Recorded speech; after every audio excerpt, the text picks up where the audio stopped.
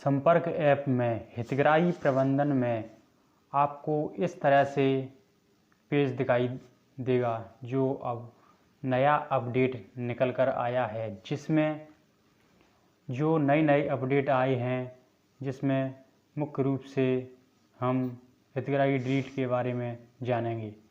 इसके लिए आपको मुख्य पृष्ठ इस तरह से दिखाई देगा, जिसमें प्रसव की जानकारी, गर्भपात की जानकारी, 0 से 6 वर्ष के बच्चे, महिलाएं, 6 वर्ष से बड़े बच्चे।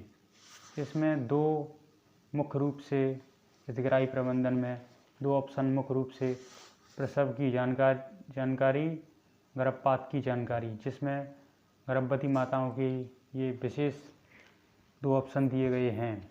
जिसमें अगर किसी गर्भवती का प्रसव होता है तो इसमें प्रसव की जानकारी इसमें सुरक्षित की जाएगी।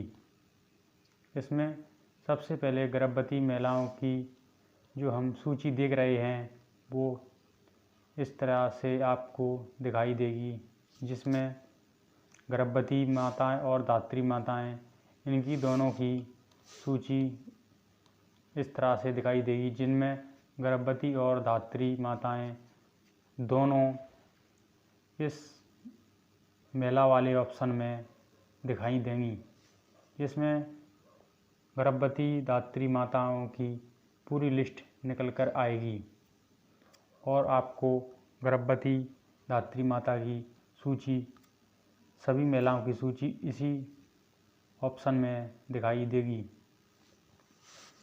और गर्भवती धात्री माताओं की जो भी आपको एंट्री करनी है या देखनी है वो इस ऑप्शन में दिख जाएगी। इसके बाद आता है बच्चों की सूची। जो 0 से 6 वर्ष के बच्चे हैं उनकी सूची आपको इस तरह से, जो नीचे 3 ऑप्शन दिए गए हैं उसमें से 0 से 6 वर्ष के बच्चों की सूची दिखाई देगी। उसके बाद जो मुख्य रूप से जो आपने थंबनेल में देखा है, इसमें हम चर्चा कर रहे हैं न्यू अपडेट की और हितग्राहियों को डिलीट करने की, जिसमें जो मुख्य रूप से हितग्राहियों को डिलीट कैसे करें, इसके लिए हमने ये विशेष वीडियो बनाया है। हम आपको इस वीडियो में हितग्राहियों को डिलीट करना और प्रसव की जानकारी आपको बताएंगे। इसमें सबसे पहले हम किसी एक बच्चे को लेते हैं, जिसमें हम उनको डिलीट करने के बारे में जानकारी प्राप्त करेंगे। हम सबसे पहले किसी बच्चे को डिलीट ऑप्शन पर जाएंगे और डिलीट ऑप्शन पर जाकर उस पर क्लिक करेंगे तो आपको इस तरह से दिखाई देगा। क्या आप इस बच्चे को अपने केंद्र से हटाना चाहते हैं? पहला ऑप्शन आएगा कि आप इस बच्चे को एक केंद्र से हटाना चाहते हो डिलीट करने के लिए, तो आप चाहेंगे हाँ, तो आप हाँ वाले ऑप्शन पर क्लिक करेंगे। उसके बाद दूसरा ऑप्शन आता है, क्या यह पंजीकरण गलती से हुई है? आपको अगर 2 बार हो गई है तो आप हाँ करेंगे, अगर नहीं है तो उसमें नहीं करेंगे। उसके बाद क्या तीसरा ऑप्शन है, क्या यह सदस्य स्थायी रूप से आंगनवाड़ी क्षेत्र छोड़कर चले गए हैं?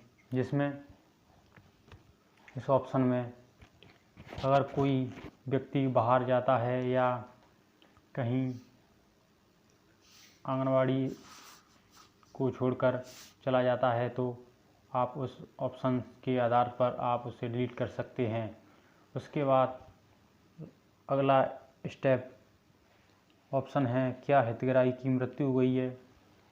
इसमें आप इस तरह से भी डिलीट कर सकते हैं, जिसमें अगर हितग्राही की मृत्यु हो गई है तो वहाँ पर, अगर नहीं हुई है तो उसका कारण बताते हैं, आप किस कारण से आप इनको डिलीट करना चाहते हैं। तो आपको इस ऑप्शन नीचे वाले ऑप्शन में आपको उनका कारण बताना होगा कि आप इस तरह से हम इन हितग्राही को डिलीट करना चाहते हैं या हटाना चाहते हैं संपर्क ऐप से। उसके बाद आता है सुरक्षित। उसके बाद सुरक्षित बटन पर दबाने पर हम सुरक्षित कर देंगे। इसी तरह से आप गर्भवती महिलाओं को भी डिलीट कर सकते हैं। इसके लिए डिलीट ऑप्शन पर जाकर डिलीट करते हैं तो पहले ये ऑप्शन नहीं खुलता था, अब ये डिलीट हो जाता है। अब आसानी से इस अपडेट में आसानी से डिलीट हो जाता है।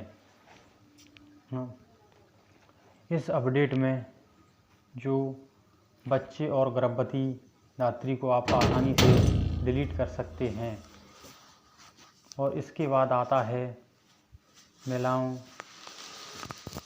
के हुए प्रसवों की जानकारी, जिसमें हम किसी एक महिला का प्रसव की एंट्री करते हैं तो आपको इस तरह से दिखाई देगा क्या इसका प्रसव हुआ है। उसके बाद दूसरा ऑप्शन आता है उसकी डेट, प्रसव की दिनांक, और इसके बाद आता है प्रसव का स्थान, घर पर हुआ है या किसी हॉस्पिटल में हुआ है।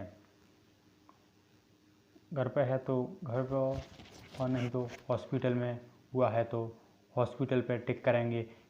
इसके बाद ऑप्शन आता है क्या जन्म के समय माँ और बच्चा दोनों स्वस्थ हैं, तो स्वस्थ हैं तो हाँ, नहीं तो उस पर नहीं पर आप ऑप्शन पर क्लिक करेंगे। उसके बाद आता है इस प्रसव के दौरान कितने बच्चे को जन्म दिया, एक को या जुड़वा को या दो।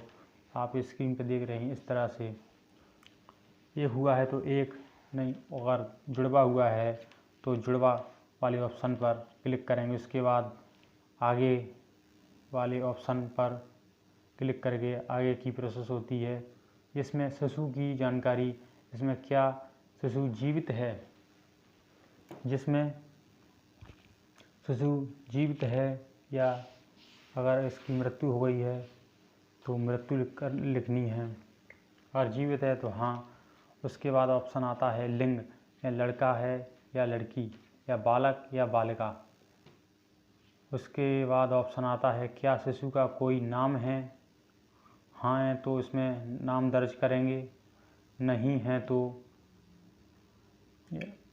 यदि नहीं है तो शिशु का नाम नहीं होने की स्थिति में माँ का नाम पर ही उसका नाम होगा। उदाहरण के लिए ममता का बेटा या ममता की बेटी। जैसे शिशु का नाम नहीं है तो उनके माँ का नाम बेटा है तो बेटा, बेटी है तो बेटी। इसके बाद ऑप्शन आता है जन्म के समय बच्चे का वजन। इनमें मुख्य रूप से बच्चे का वजन किलो में, दूसरे ऑप्शन में ग्राम में। इसके बाद आता है बच्चे की लंबाई, जन्म के समय लंबाई कितनी है, वो ऑप्शन आता है, इसमें लंबाई दर्ज करेंगे। उसके बाद आता है क्या जन्म के समय 1 घंटे के भीतर स्तनपान कराया, हाँ तो हाँ। उसके बाद हम सुरक्षित बटन पर क्लिक करेंगे और उसके बाद आपका डेटा है वो सुरक्षित हो जाएगा।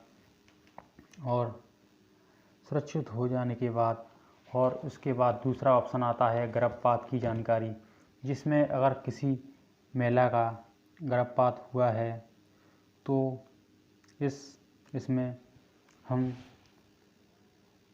जन्म प्रसव की जानकारी की तरह ही गर्भवती के गर्भपात की जानकारी भी एंटर कर सकते हैं। हमारे चैनल पर नए हैं तो हमारे चैनल को लाइक करें।